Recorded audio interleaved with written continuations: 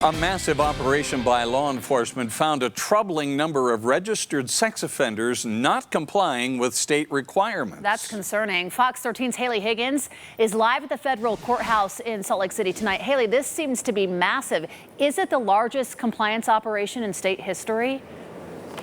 Yeah, well, that's what it's being touted as today. Now, federal and state law enforcement officers set a goal to check in with 1,000 offenders. They say that 20% were not in compliance with the conditions that are required of people on the sex offender registry.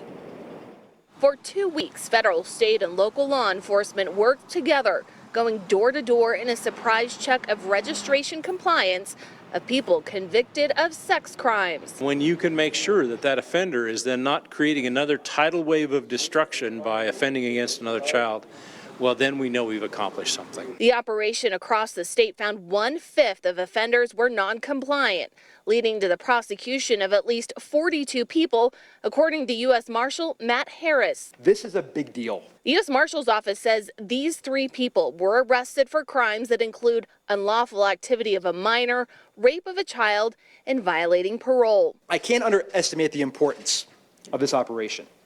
An operation like this sends a message to sex offenders that law enforcement is watching, and if you don't register and you don't pay attention to the law, we're coming to get you. U.S. Attorney John Huber says this operation shows the importance of law enforcement amid outcry from community activists demanding police reform. This type of operation shows how ridiculous the demands are to defund the police, to defund law enforcement.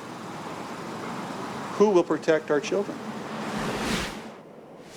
Now, there are 8,000 people in Utah registered as sex offenders. Reporting live in Salt Lake City, Haley Higgins, Fox 13 News, Utah.